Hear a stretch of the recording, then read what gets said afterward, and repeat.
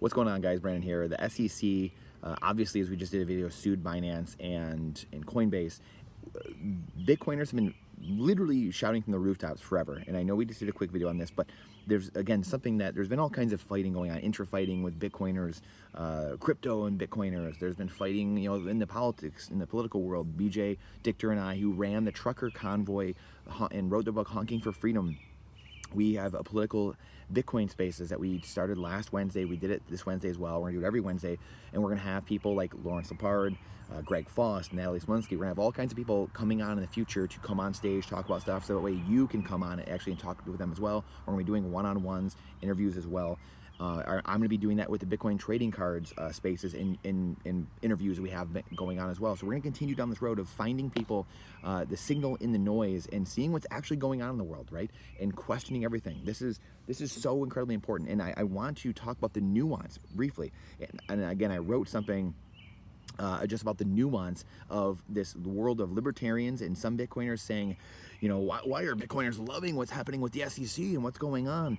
And then you have some people, which I tend to fall a little more in this camp, of saying, hey, the rules of the world, rules. I don't agree with the SEC and don't believe it should exist. However, they are the stated rules right now. And we're going to get more with honey than we are with vinegar. And we've been warning, this has been something telegraphed for a long time. There's some rules you can, kind of get around in life. There's some you can't. And when you're operating huge billion-dollar, multi-million-dollar operations and you're not going with the rules of society, you stand to possibly lose. And that's where we have to understand the nuance. It's okay to have, and it's good to be able to hold opposing opinions in your head at the same time and be able to argue both, right? The Lincoln Douglas debates, we've talked about them here before. That was the ability to be able to talk at length about your vantage point and then also the other person's vantage point. We've lost that in society. We've lost that. We have no attention span, and we can't even argue the other side's points because we just go emotional, and emotion goes high, intelligence gets low, and we don't even have the respect or the understanding of the other person's position at all. And that's part of the problem. So I wanted to read this here, and excuse me getting close here. So of course, in recent news, this is going on our blog as well, by the way. So it's going on our blog. This is, I usually have the blog right here and I can read from it. So go check the link in the bio to our blog if you want the written version of a lot of what's going on here. So in recent news, the Securities and Exchange Commission, the SEC, has filed lawsuits against major crypto exchanges, Coinbase and Binance. While some individuals within the Bitcoin and larger crypto community have had mixed feelings about this development, it is important to understand the underlying principles that make Bitcoin unique. Because I want to remind you about some of this and why this is important. Some of the principles that make Bitcoin unique and why it continues to thrive in the face of regulatory challenges, and why Sam Callahan quips, you're never going to see Bitcoin stated in one of these documents from the SEC or from the government. The freedom of Bitcoin. Bitcoin stands apart from other cryptos because it's more than just a digital asset. It represents freedom of speech and is built on a foundation of code. That's it. That's what it is. We have that guaranteed, the First Amendment. Functioning as a centralized protocol. This means that there is no central authority, none. There's no leader, there's no CEO, there's no marketing department, no one that can be influenced, corrupted, or silenced, or no one that can be served. It's a true asset without an issuer. Bitcoin's true believers dedicate their lives to protecting the code and its principles, ensuring its longevity and resilience. And you can do that yourself running a node for a few $100s. You can run a node and literally ensure your wealth forever, for generations. Uncensored, immutability. You can do that. You can't do that with banks. You can't do that with central banks. You have that ability now. And most people just have not seen this yet. We're early. While some may view the SEC's actions as an infringement on personal liberties, it is worth noting that consistency in applying existing rules can have positive implications. Even if one questions the legitimacy of the SEC, as I do, and its regulatory power, it is possible to acknowledge the significance of cracking down on scam projects that deceive and harm individuals.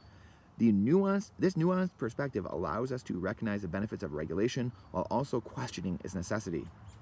Bitcoin's fundamentals of growth. Bitcoin's underlying fundamentals have never been stronger.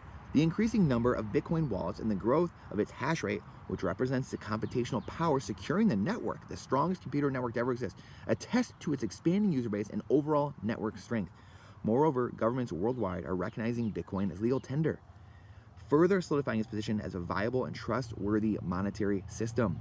One of Bitcoin's remarkable qualities is its transparency and security. Individuals have the ability to run their own nodes, as I mentioned before, and independently audit the code and software for a few $100s. The Bitcoin network is the most scrutinized and secure computer network in existence.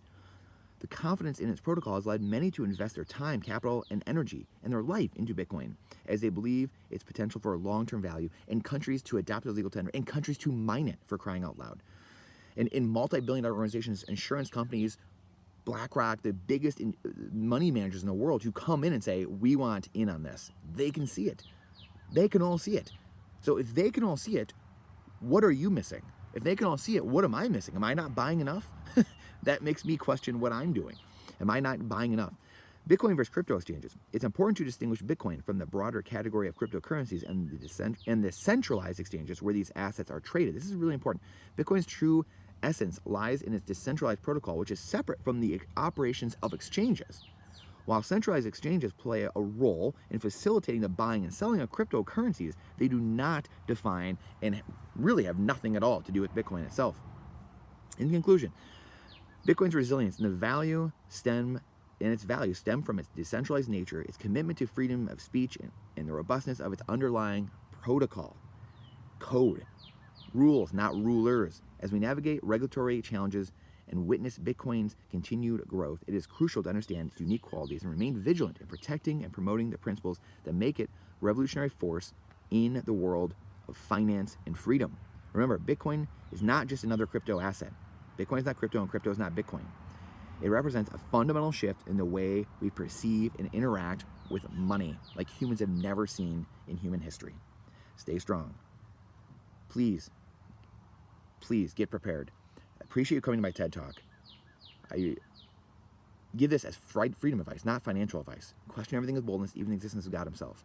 Get Bitcoin. Save in Bitcoin. The only finite asset for a finite time. Get a little bit of gold, a little bit of silver, lead, ammo, firearms, security, gardening, seeds, food storage, water, energy, land, and build community. Build community, your local rancher, your local sheriff. Build a community, because it's the number one asset in a preparedness survival situation, which, whether it's natural events or imposed man-made economic events or cyber attacks, cyber pandemics, which they've telegraphed. Please get prepared. The more we do that, the more resilient and independent we are, the less we need our overlords, and that minimizes government, which increases our standard of living. It's a beautiful circle, guys. I appreciate you. I look forward to seeing you on the next one.